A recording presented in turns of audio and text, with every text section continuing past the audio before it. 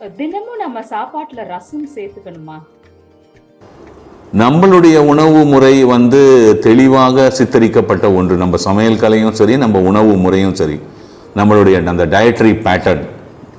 நீங்கள் பார்த்தீங்கன்னா இன்றைக்கி அந்த சீரகம், மிளகு கொஞ்சம், அந்த பூண்டு, அந்த காஞ்ச மிளகாய், இதெல்லாம் வச்சு தான் அந்த கூட்டை அரைச்சி கொஞ்சமாக புளி தண்ணி எடுத்து அதில் நம்ம ரசம் கொதிக்க வச்சு இறக்கிக்கிறோம். இது ஒரு ரெண்டு விதமாக இது பயன்படும். ஒன்று ரசத்தை நீங்கள் ஒரு அரை டம்ளர் குடிச்சிங்கன்னா சாப்பாட்டுக்கு ஒரு 10 நிமிஷம் முன்னாடி அப்பிடைசராக உங்களுக்கு அது வேலை செய்யும். உங்களுக்கு அந்த பசி உணர்வை தூண்டி உங்களுக்கு நல்ல பசியை பெருசு பண்ணி கொடுக்கும். ஒன்று.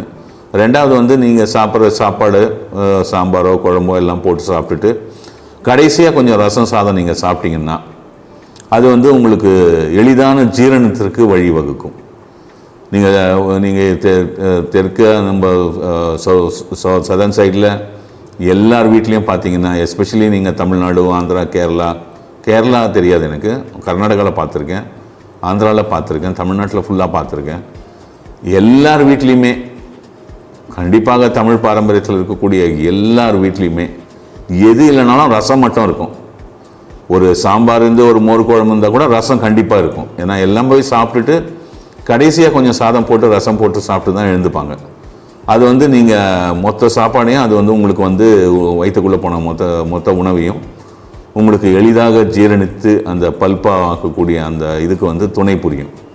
ரசம் ஒரு மிக முக்கியமான நம்மளுடைய உணவு பழக்க வழக்கத்தில் முக்கியமான ஒரு பொருள். நம்ம டயட்ரி பேட்டர்னில் இன்றியமையாத ஒன்று. அதனால் நம்மளுக்கு ஜீரண மண்டலத்தினுடைய இயக்கத்திற்கு அது மிக சீராக துணை புரியும்.